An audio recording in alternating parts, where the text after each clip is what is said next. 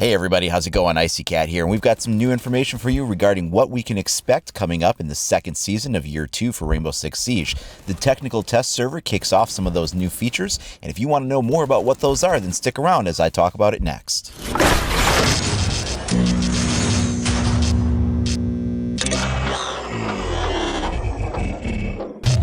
So the technical test server is a new feature that Ubisoft rolled out to kind of help facilitate some of the changes that come into the game. They've been making changes, things have been breaking. It's like for every new thing they introduce, something odd and unexpected may have happened in another part of the game.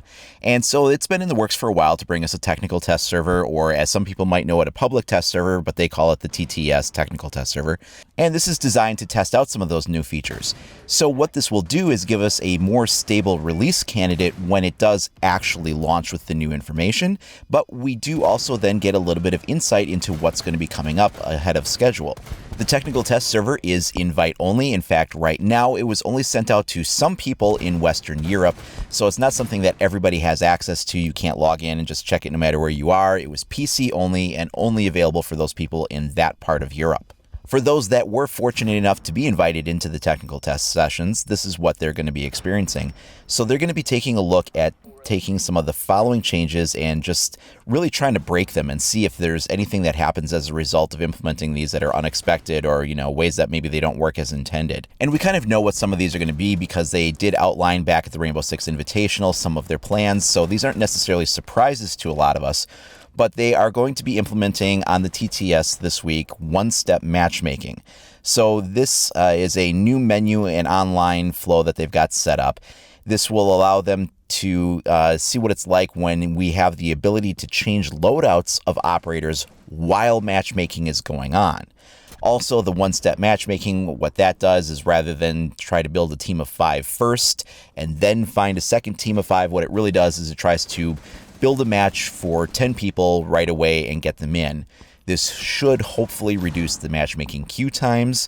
It should also make queue dodging less of an instance. So when you're in a lobby and somebody bails out of it because they see that maybe somebody else is a very high rank and they don't want to play against them, maybe they jump out of that lobby. This should reduce those kinds of instances.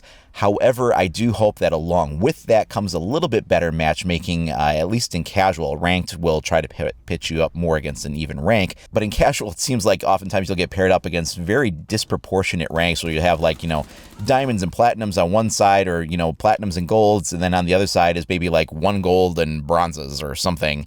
So if the matchmaking is going to put all 10 people into a match at once and queue dodging is going to be less of an issue, hopefully they've also figured out a way to make that a little bit more fair in the way that some of that matchmaking occurs. Another thing they're going to be trying on the test server in the next weeks are the hitbox changes that they're going to be bringing to the game. They do specifically talk about Blitz in that, he's kind of the poster boy for this, right? He can be behind his shield and he can still get headshot because his helmet is so large and those earmuffs protrude on the side that they can still get hit from the right angle from behind the shield. And there has been a bit of a problem where some operators might have some big bulky equipment on them and the bullet passes through it and it doesn't count as a hitbox, and yet on other operators you would do the same kind of thing and maybe it would count as part of the hitbox, and there was a little bit of inconsistency there. So what they've decided to do is just look at it going forward like, you're going to have the skeleton of the person. So this would be like the arms, legs, the head, torso, everything you would expect. But just sort of eliminating and streamlining some of the bulkier equipment. So, big backpacks or equipment pouches and things like that, and taking those out of the hitboxes. This might even include things like Buck's collar on his parka, where you could sometimes get a hit on the collar and it would still count as a hit on the hitbox. And, depending on the angle, maybe it would, maybe it wouldn't. And so they're taking a look at just streamlining all of this and going forward saying, let's just keep it down to where everybody sort of has a same or similar hitbox profile.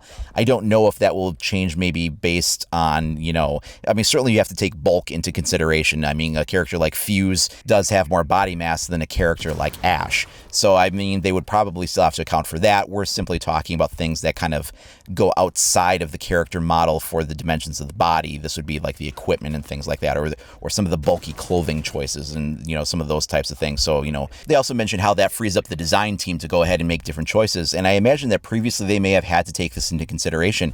Maybe they had some things that they, put on the drawing room floor and they're just like, we're not going to go with that because that could affect the hitbox. Well, now if they make this decision that, equipment and accessories aren't going to be part of the hitbox, maybe that will allow them in the future to go in some different directions with characters that they might not have otherwise been able to.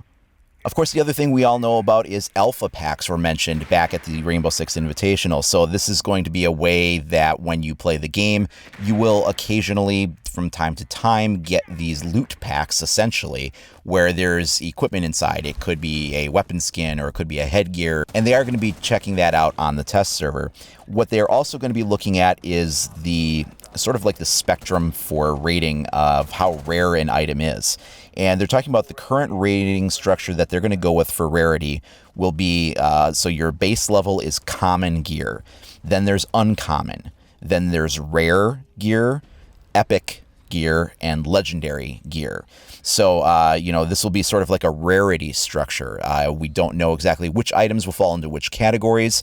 I mean, they're going to be having some changes to this. So they're just testing, just because they're looking at trying out these features. An important thing to remember with the technical test server is they're trying things out that either they're going to do and they want to make sure will work smoothly, or that they're thinking about doing and they want to explore and see how it works and if they want to do it. So just because they're trying things on the test server doesn't mean that's the way it will be when it finally does come out. We're not expecting to see the Season 2 launch until, probably about mid-May.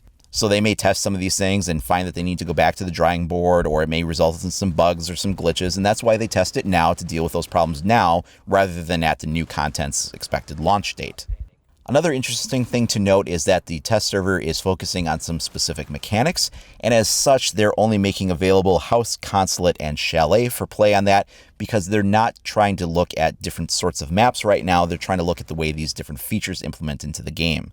So what do you guys think about these tests? Do they sound like some exciting things that might be coming to the game and change it in new ways starting with Season 2 next month? Let me know down in the comments below, or you can share with me over at IcyCat25 on either Facebook or Twitter. If you haven't already, please like and subscribe to make sure you stay up to date on all the latest news and information from Rainbow Six Siege. Thanks a lot for watching, everybody. We'll see you next time.